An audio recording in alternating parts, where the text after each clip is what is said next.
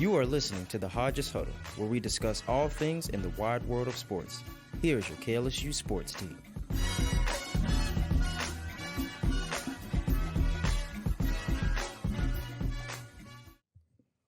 Welcome into the Hodges Huddle. I'm your host, Michael Poggi, alongside my wonderful co-workers, Randall and Wilson, the Rook, Alex Sheasley. Welcome back, not to mention Jaden Smith helping out with socials and production, and William Gilreath helping out doing the switcher. So we got everybody here today helping produce our third podcast of this semester. We're rolling now, baby. We're cooking in the with swing gas. of it, yeah. Y'all, how we doing, man? How we doing on this fine Monday, Friday, or fine Monday evening? Not Friday. I don't know where I am. Wish it was Friday. Yeah, I got honestly. got an ACL made of Jello. I don't necessarily know where that's coming from, but hoping for- ACL. Yeah, I don't know. You have to put me on the 10-day, 60-day IL, something like that, depending on how bad this Doubtful. gets. Listed as Yeah, doubtful. I'm listed as doubtful. For sure. How about How's you? it How you going doing on? today, Randall? I'm good. I have an econ test soon, so Well, that's not cool, but yeah. you know what is cool? We got a lot to discuss about. We got LSU taking on Ole Miss this upcoming weekend, as well as the Ryder Cup beginning on Friday, going all the way through Sunday. Should be a very exciting time in the sports world. So let's get right into it, shall we?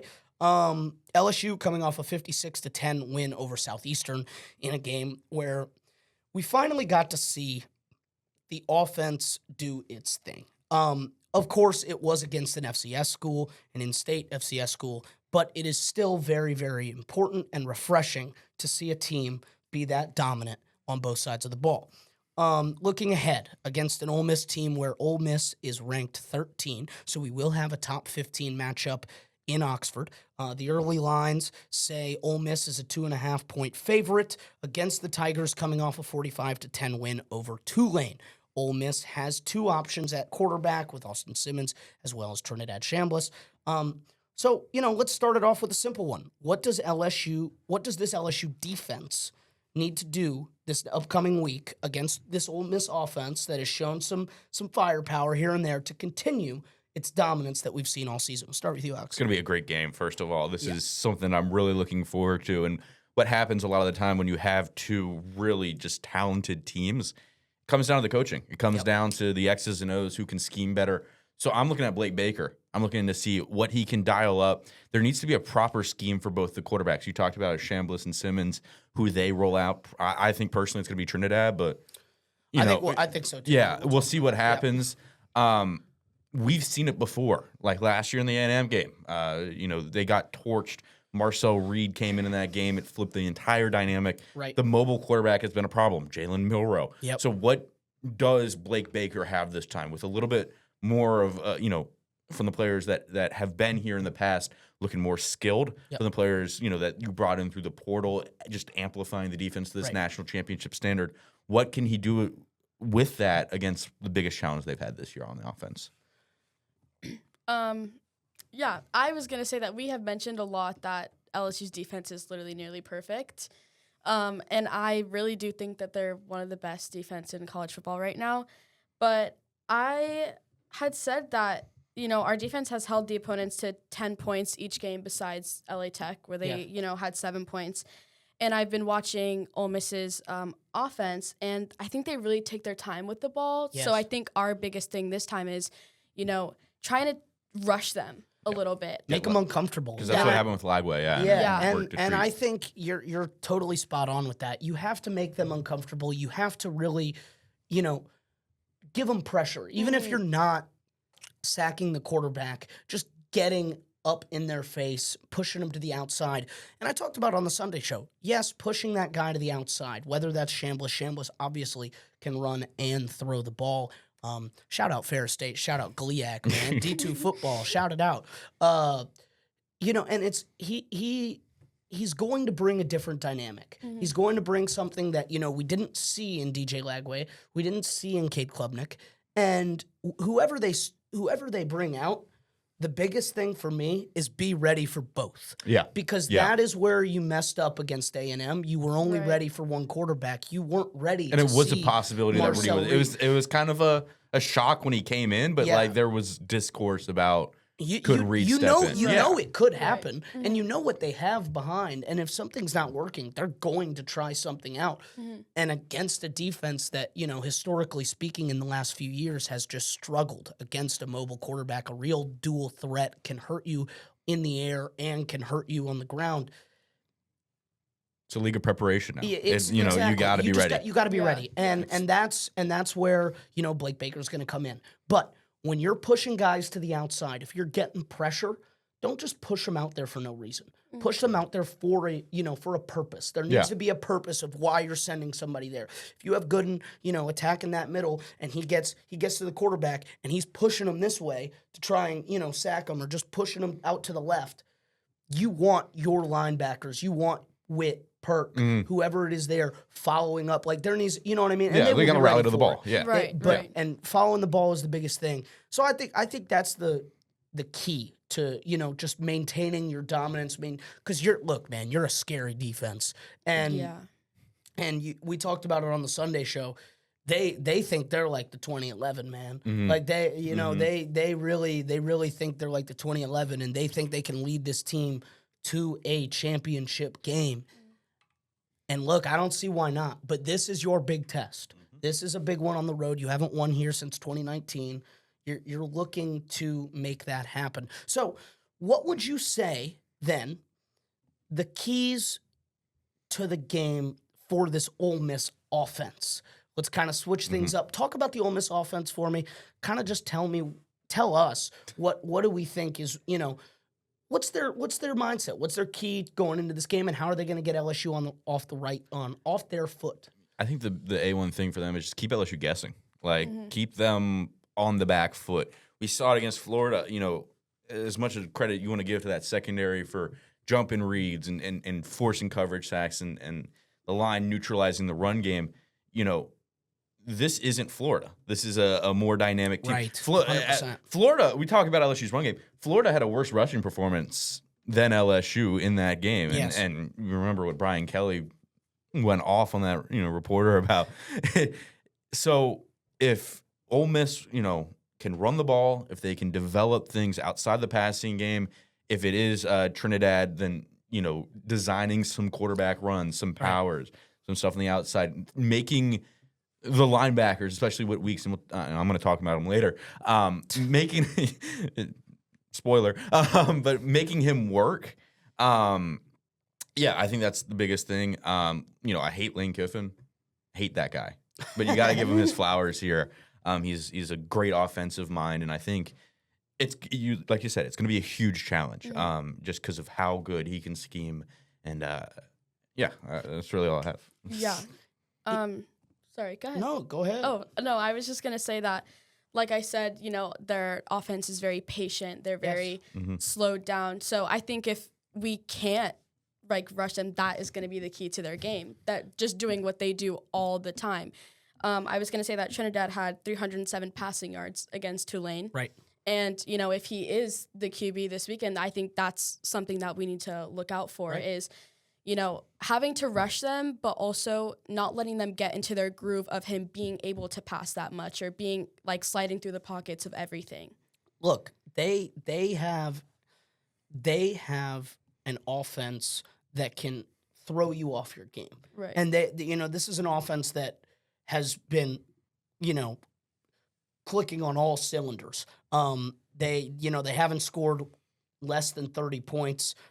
They played Kentucky, Arkansas, and Tulane, so 2 SEC schools, and then Georgia State. But they, you know, that's a lot of, you know, that's points. Yeah. And LSU, obviously a very good defense. So this is going to be, you know, one of the first times that we've seen kind of almost a proven offense that can score and be electric at times, and a proven defense that can turn you over and be electric. Stoppable, force 100%. movable object. You know what I mean? Yeah. And so it's going to be interesting. It's going to be kind of like, you know, that power duo. And I'm really excited to see something like that. And we talked about Trinidad Chambliss, and, you know, we talked about him, and we talked about what he can do, how he can run the ball, how he can throw the ball. You also got to talk about Quan Lacey, and the running back for Ole Miss, and he's a beast, and he's got 358 rushing yards on the year, and not to mention Harrison Wallace, 343 receiving yards on the year. So they have electric players, just like we have on our side.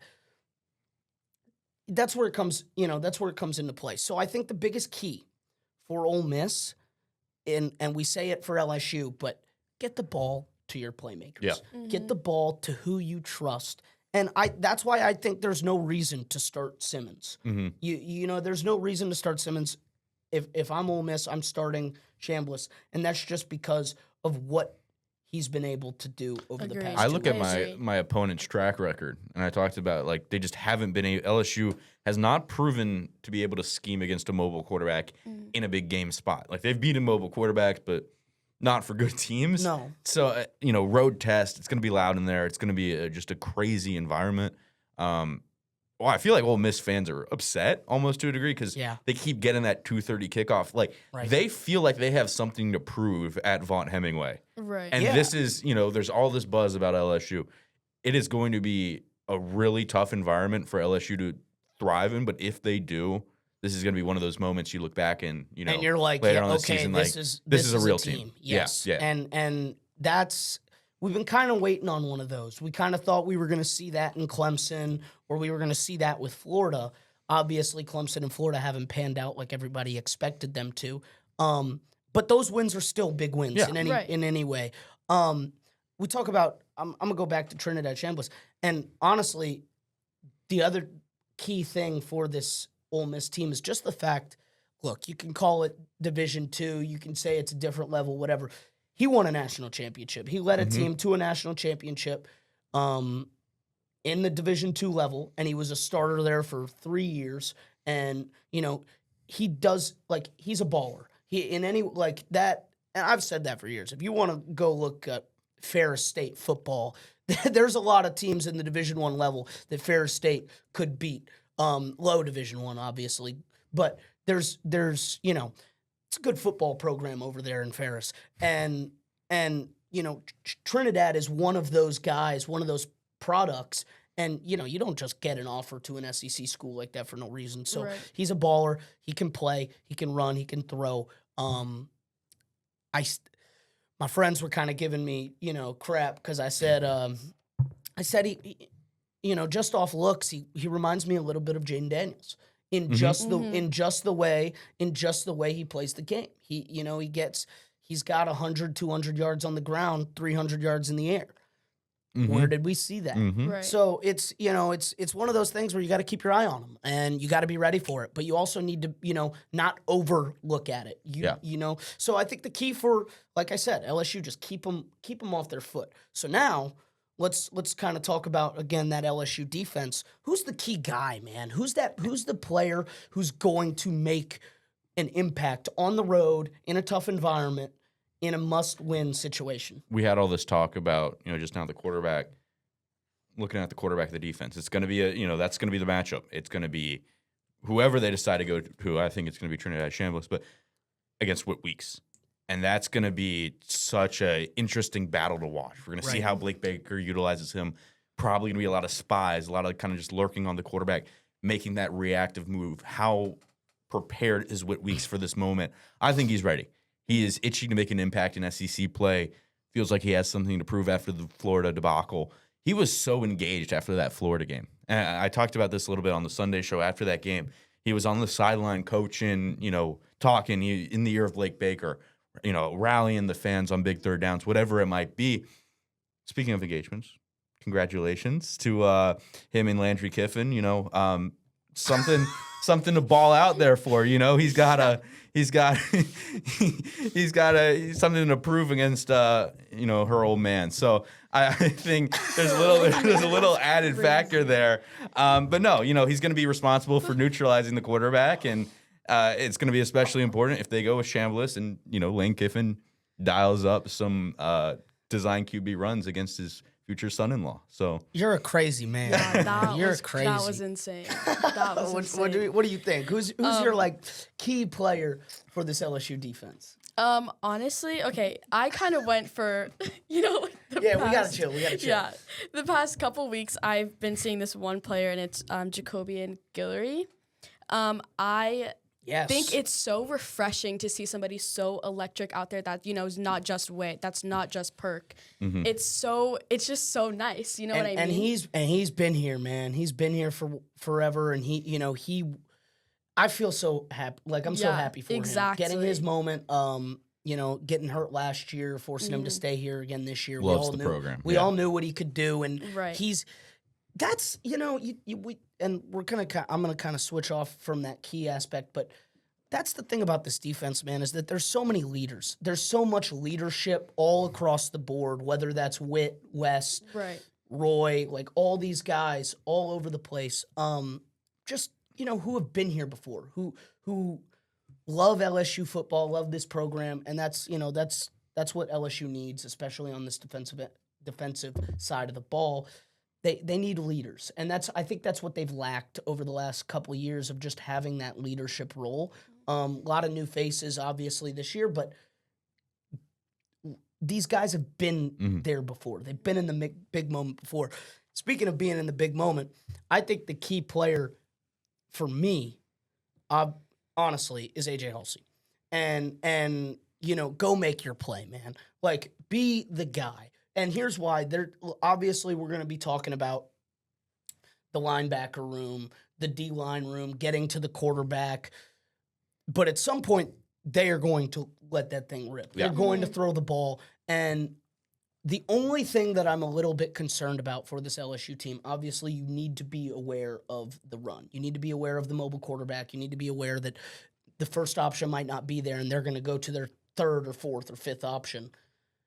But at the same time, don't look too ahead into it. Play your game, know your role. Don't get away from what you know.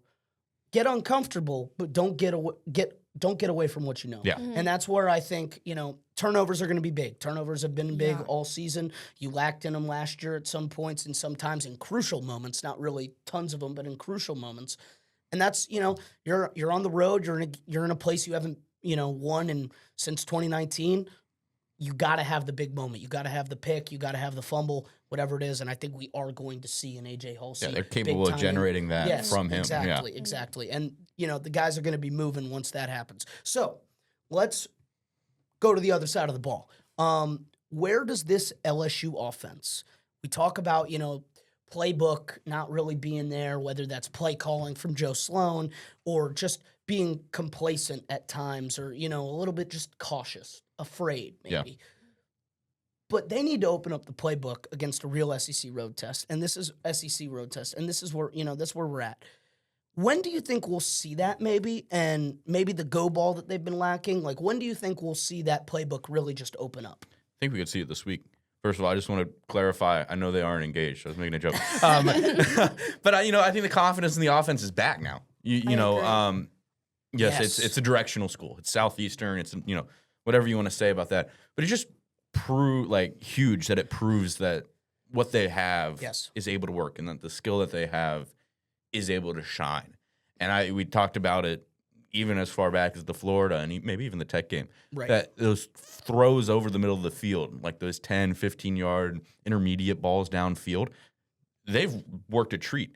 And, I have no reason to think otherwise. We're going to talk about Trey'Dez Green's incorporation in this offense.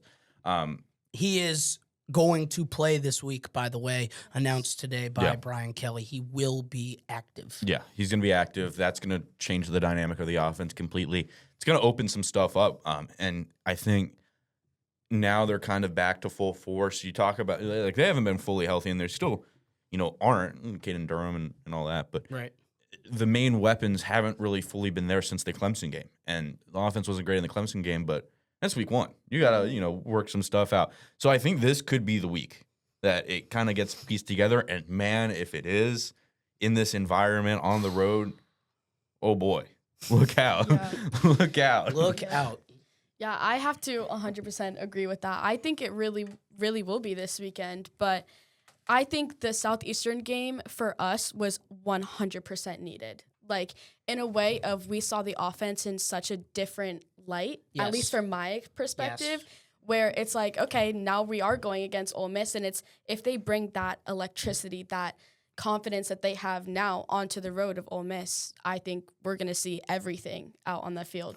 Yeah, this Saturday. I agree, and you're so right. It's just it's a confidence boost. It's you haven't really been able to. The offense has always been there. We've always known how talented the offense Right. is. You just haven't seen it come to full effect. Yeah. And obviously, like you said, you're playing, an FCS school, but to just dominate, to be able to pull your guy out at at the Give him a half little rest, and give stuff him like time, that. Yeah. and let your young guys go in and play their game. It's important. It's crucial. It gives everybody in the room, the locker room, confidence and like, okay, look, it's not gone. It's there. It's always been there. It's we just got to put everything together at once, and I think that's what they're doing. I think Nuss has his confidence back. I think just Nuss is ready to go. The receivers are ready to go. I like how they're moving the ball with Juwan Johnson, adding him into the run game. Maybe we'll see more Xavion touches this week. It just depends. And Jay said on the Sunday show, it's either Jay or Will, just talking about like how they do it matchup wise. It's whoever has the hot hand. It was Will. Whoever has the hot hand, giving the ball. Just make the defense work against your guys that are really, really running the rock Yeah. and really getting things going. I think that's the biggest thing. Just give it to your guys who are hot. Give it to your guys who are ready to roll. I think that if Caden Durham does play, that's huge, but it's not the end of the world if he doesn't. I agree. You have talent, you have guys, and you've seen that. And if you need to stay away, like if the run game isn't working, you can put in other packages. And Yeah. that's, I think, the biggest, kind of relief for this team. I do hope we see that go ball, though. So, like I said, are we going to see more Johnson touches if Durham's out? You'd have to think so. Or, are we going to, see more Harlan Berry or maybe Xavion or whatever it is? Like, what are we going to see because obviously Durham is day-to-day right now. I mean, rewarded trust builds more trust, I feel like is the big thing. You saw the faith kind of put into him after the injury on Saturday, and he rewarded that. Like, he looked really good. I'm interested to see how he develops as a pure runner. Like, because, he didn't come out of high school as a running back. He had to make that switch ahead of the Nichols game. So we know who he is as an athlete. We know what he's capable of. He's clearly able to pop off, for lack of a better word. How does the vision develop? This is a real test for him. I think if he does get these touches, he's going to have to be a simpler runner than Durham is. Because we saw a lot. Like I'm the first Caden Durham defender. I love that guy. But he's been running himself out of holes. He's been just trying to do too much. Like, stuff was developing before he got hurt on Saturday. He's being too aggressive. Something needs to open up. I think if Juwan can play a simpler game, that's gonna help him down the line and help maybe open up this run game. So I think it goes to him, and I think he has what it takes to kind of elevate that run game. I agree with the trust thing. I think we've kind of already seen what he can do. This past weekend, he had 2 touchdowns. You know what I mean? And I want to kind of go back to when we were talking about when Tre'Davious Green got out. You know what I mean? And we were talking about Bauer Sharp, stepping up, and look where Bauer Sharp is now. I thought he did really good after the Southeastern game. Bauer's been incredible. Exactly. And Bauer's been incredible off the ball, on the ball, whatever it is, blocking. He's been incredible. Right. So I think, we all put that trust in Bauer Sharp. Now it's our time, if Caden, it's not, like you said, it's not the end of the world if Caden Durham can't play. You know what I mean? Obviously, you hope to, but I think we have complete trust in Johnson, and I don't think it's something that we need to worry about, but we need to really put all into. Right. For all the real quick. You're good. For all the criticism that they like you mentioned with Bauer Sharp, for all the criticism we've put in this offense for them being unable to develop the run game, or Nussmeier hasn't looked great. They're deep. Like they are loaded with talent. It's next man up.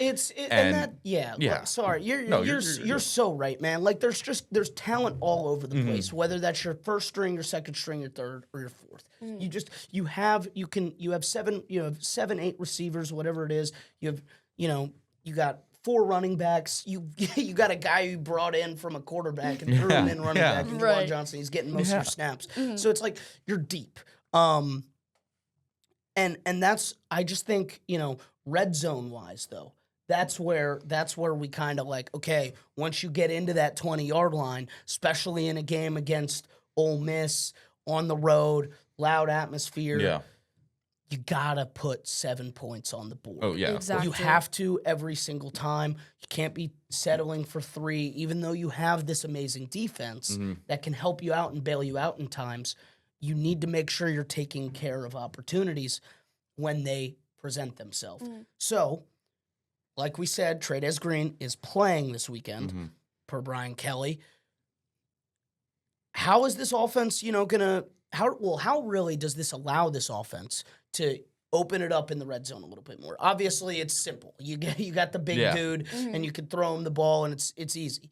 But what are they going to do about it? What are they going to, what's kind of your mindset of how they handle the red zone now with Trey'Dez coming back, and you've got these options. You've got Bauer, who played great in the red zone last week against Southeastern. Yeah. What's he going, what's the mindset for Joe Sloan, Brian Kelly, and this LSU offense? I was about to say, Joe Sloan, don't mess it up. You have the entire playbook now. I mean, I think of Trey'Dez Green as he's like a defensive end tight end, where you think of a defensive end job, like an edge rusher. See ball, get ball. And that's what get ball. Get ball optional, but he is just so scary. And I think, we've seen a lot of kind of Bauer Sharp he's been good, but he's been used really conservatively by Joe Sloan. For sure. You have another weapon now that you're going to treat like an Aaron Anderson or like a Barrion Brown, like someone who is a star circle type player that can really transform a drive and if you're 3rd and 9 from the 18 or something like that, you're not just thinking first down, move the stick, you're thinking end zone still with him. Yep. And that's the type of thing for me. So really whatever they decide to do, I'm okay with when it comes to how they utilize him, just so long as it's not conservative. Like the goal line fade. I hate the goal line fade. With Trey'Dez Green, I'm cool with it. I'm cool with the goal line fade because he's proven it can work. So, yeah, that's what I think, Sloan and company need to kind of incorporate. I want to know a world where it doesn't work, to be honest with you. No, it never works. No, they tried it with Julio Jones in the playoffs all these years back, and it gave the Eagles a Super Bowl. I know, but that's what I'm saying. I want to know a world where it doesn't work with Trey'Dez. I can't see a world such where a freak. If he's on one-on-one coverage. You tell me. He's 6'7". There you go. We gotta get it in there once. We gotta get out of there, man. All right, what do you think? Basically everything that was said. I think I'm really glad that he's back for this Ole Miss game, because Ole Miss, I feel like once they start scoring, it's kind of hard to get them to stop, get them out of that groove. Besides letting our defense go out there and trying to make them uncomfortable. But with Trey'Dez, it's okay, he is going to get us back into that tight scoring range where, pass him the ball, he's going to catch it in that end zone, or he's going to be in the red zone at least, to where it'll be kind of easy for us to come back if we are down, if it comes down to it. 100%. And I think he also adds as a great decoy. Yeah. You throw him out there in that solo coverage, or even if he's double teamed or whatever it is, maybe it's zone, whatever. You don't have to give him the ball. You run the ball. He's just another weapon. It's just another piece out there that eyes have to be looking at, and a defense has to have him, like you said, start on the play sheet. Because Bauer Sharp, Bauer Sharp's been great, but he's so ho hum kind of in how he plays that it's kind of he's just a standard kind of plug and play tight end. He's one-dimensional. You gotta replan your defensive game plan when it comes to a Trey'Dez Green type, and that's so huge. Because just to make that nightmare for Lane Kiffin. He's not your generic tight end. No, he's not your average guy. He's a different human. He's a different type of player. Statue of Liberty. It's incredible. Yeah, that's one way to put it. But who do you think is the biggest key guy? Who's the guy that's going to win you this ball game on the offensive side of the ball for this LSU football team? Aaron Anderson for me. This is a pass-first team, and we've talked a lot about Nussmeier. Whatever his status is right now, someone asked, is he back to 100 during that presser? I can't remember exactly what he said, but it was kind of a non-answer. So you're looking for support, and Aaron Anderson has been so impressive to watch this year. When he gets in space, he's that type of explosive player where if the ball's in his hand once or twice, it's probably going to be a scoring drive. And so they've incorporated him more this year in the offense. They can get that going still against a better team like Ole Miss, and Nuss can find him if Nuss is playing to the level that he's at, even if it's not 100%. Like if the level that he was at against Southeastern, you might only need like 3-4 scores to beat Ole Miss with how good the defense has been. I was just gonna say, And that, if you can like link up 1 or 2 drives where you are finding Aaron Anderson twice, 3 times even, you're going to win the ball game. Simple as that. I was just gonna say that, like if you score 28, 35 points, you're winning this game. Yeah. Oh, for You're sure. winning this game, and that's, I think 20 could do it. Yeah, seriously, like it just depends what defense we see and what Yeah. offense we see from Ole Miss. Right. But I seriously think you score, like you said, 4 touchdowns, you're winning this football game. And I'll go in front of you. I think that this, the key guy, you could say Nussmeier, you could say this. I'm going to say Nussmeier, and here's why. He's been so, in my opinion, he is one of the best quarterbacks in the country when it comes to throwing the ball inside the numbers. In between the numbers, in between those lines, he's the best, Yeah. in my opinion. He makes NFL throws. He's all over it. Like, in between the numbers, he's unbelievable. Down the field is where he struggles at times, or he's inconsistent and throwing that deep ball, or just, fine. But people talk about him throwing the checkdowns. People say, checkdowns aren't working, whether it's thrown to the running back. He's making his reads. I've looked it back. He's looked at every, and if there was this one breakdown, I forget who made the video. There's this one breakdown breaking down the LSU offense, and he's saying, he's looking at all of his reads and all the passes. Well, if Nuss throws this ball, it's a stupid throw. Yeah. If he throws this ball, it's a stupid throw. If he throws this ball, it's a stupid throw. And if he throws this one, it's stupid. So you might as well just take the check down. So he's making he's making the smartest play, the smartest throw available.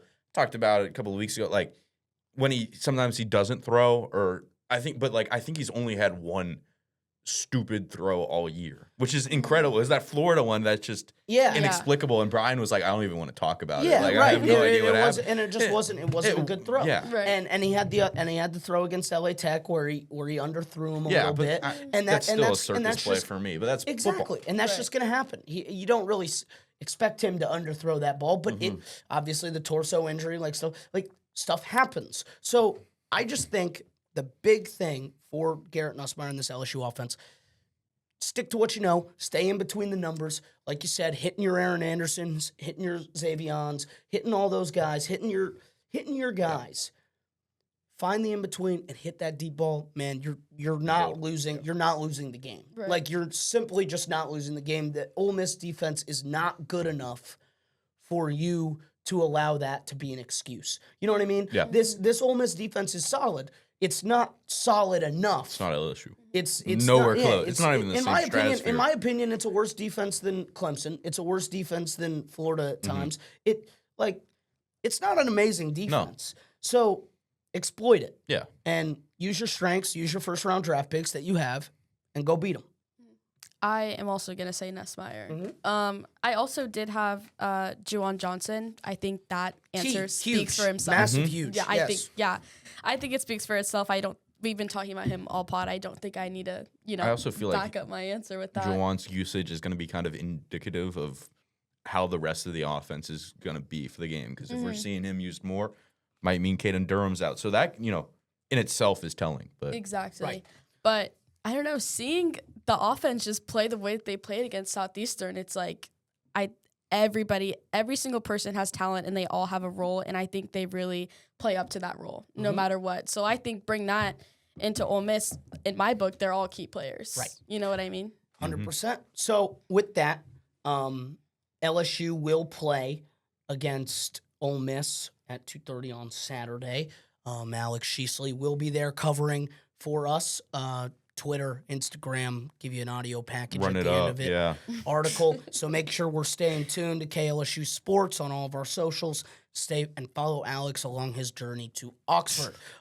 Moving to the golf world.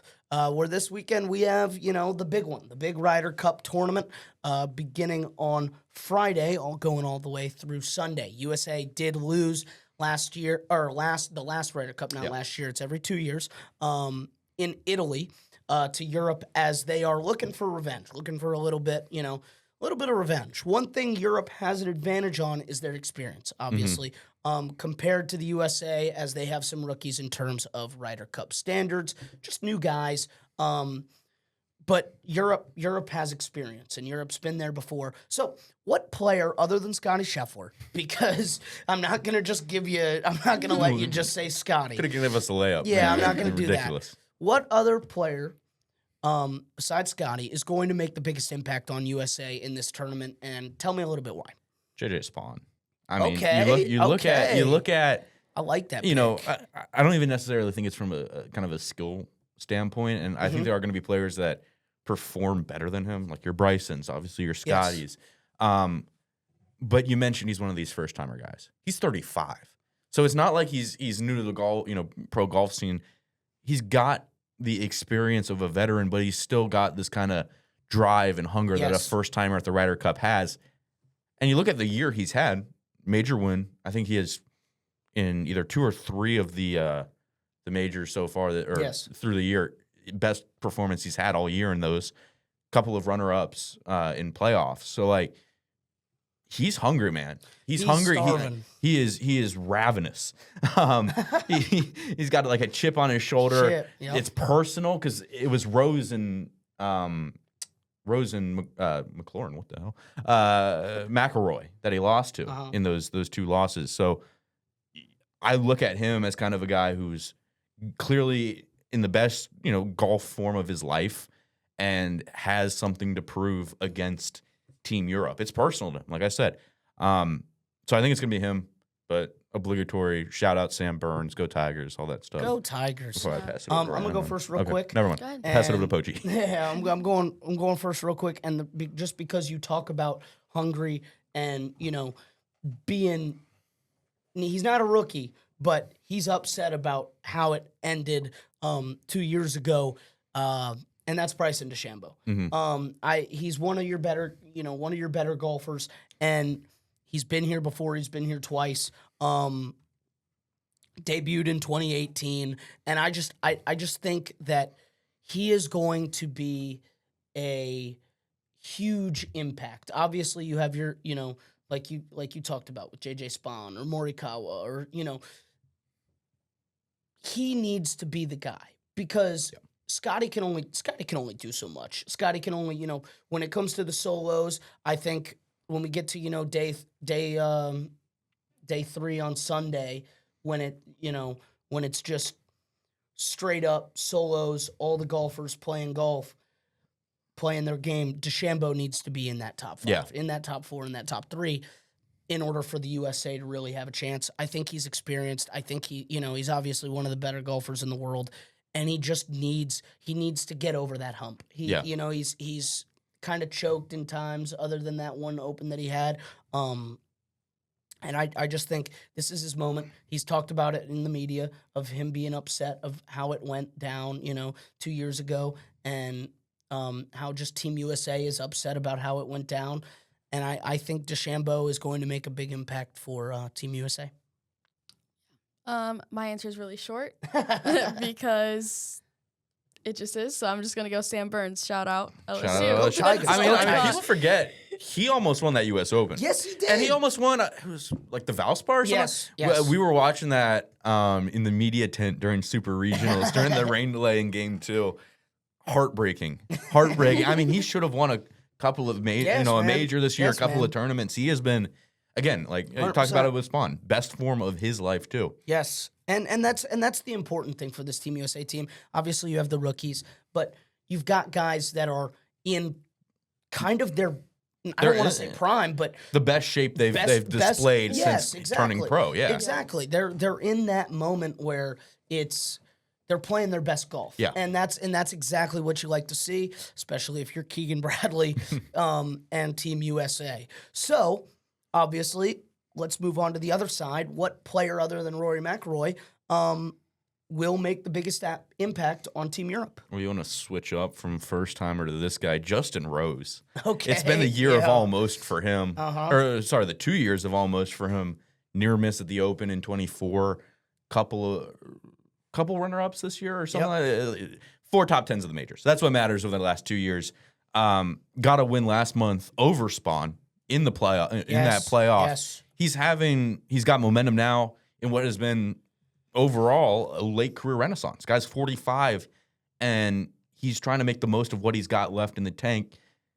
The legacy of this run that he's been having, if he's one of these impactful people in this Ryder Cup run for Europe and they go on to win it, that's huge for his overall legacy.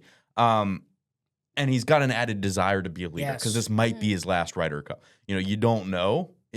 Truthfully, in the golf world, you don't know the longevity of these guys. But he's had a great run of form, and I think he wants to be a role model for this next generation, guys like Oberg and all that stuff. Like, I think it's him. I think it comes down to what McIlroy does and what he does in terms of just being a leader for this bunch.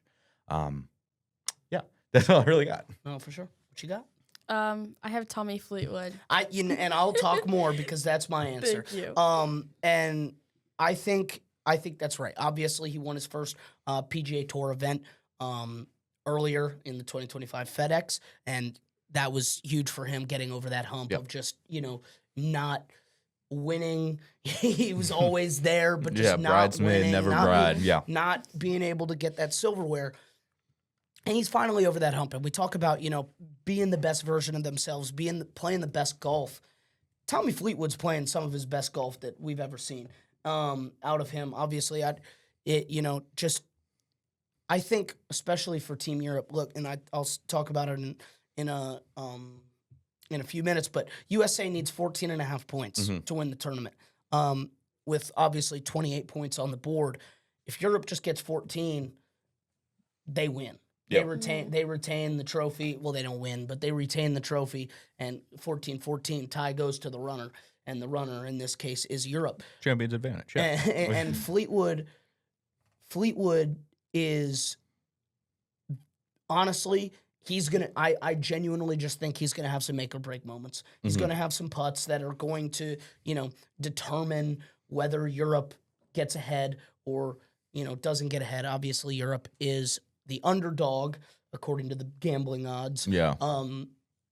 This year, but theoretically speaking, Europe might have some, they have better players in they got some some scenarios. some and head-to-head have type experience. situational And stuff. Yeah. And like we talk about being there before, man. Fleetwood's been there before as well. 2 wins, 3 appearances, and that's he's 6th in the world. Like it's just one of the he is going to be a guy that we are obviously you could say whatever, but it's going to be a guy that we're going to talk about next week, saying, okay, Fleetwood did this, and this is why they did this, or Fleetwood didn't do this, and this is why this didn't happen. So, anything to add on? No, not really. I mean, you got a follow up there that I do want to add some comments on, but okay, I'll let you get there. Well, this is going to be a tough course. Right? Yeah, Bethpage, Tough course, Bethpage, where Captain Keegan Bradley obviously played at St. John's, in New York, right across the street. A little ways down there. And so he's very familiar with the course and can help out his team. That being said, who's going to win the Ryder Cup? The United States of America. First of all, I want to say real quick, what a weekend all across the board. Great college football slate, LSU Ole Miss. You got MLB baseball. You got the pennant race wrapping up. Go M's, but so much stuff. If you have a wedding on Saturday, get sick. Cancel. Cancel. You got other stuff to do. Ryder Cup. You got some good eats. We talk about that Ole Miss game, that LSU Ole Miss game.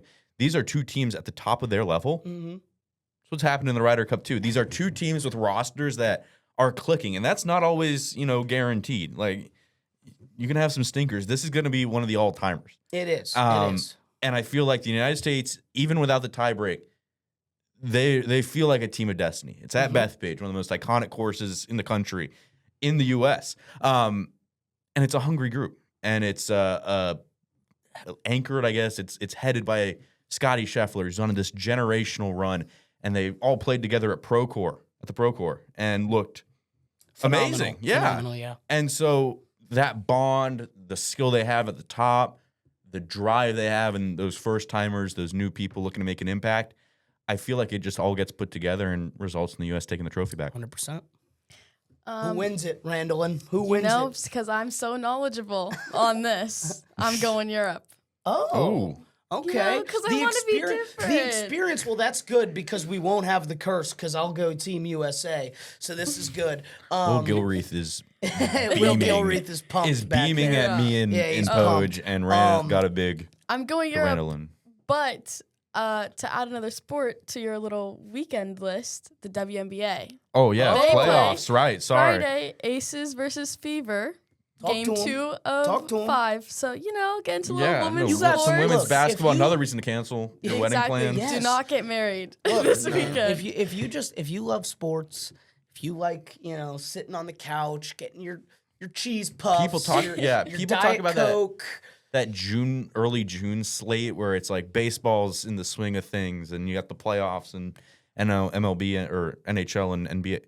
I feel like this time's better. I know Yes. we're on a Yeah. tangent right We now. are in a good moment. But- I'm liking where we're at though. This is a fun little period of time to be a sports fan. So 100%. sure. soak it in, because these are fleeting moments. 100%. You know what I mean? Well, before we end it, I will say Team USA is my pick to win this Ryder Cup. I do think, obviously, the experience is a big factor for this Team Europe team, but they just, I think when you have the best golfer in the world, that's who I'm not going to bet against Scotty Scheffler. No. Like I did. Great actor, by the way. My friend Yeah. James, I my pick him my up, too. friend James, James Dater, shout out. He always tells me, gambling on Scotty Scheffler isn't gambling, it's investing. and so I just think, not really money wise in this scenario, just pick for the sake of my love for this country. I just think that Scotty Scheffler and Team USA gets it done in this year's Ryder Cup. So, with that being said, that will do it for us here today in the John Frisha podcast studio Frisch. for this semester's first episode of, or not Third. third episode of the Hodges Huddle. There you go.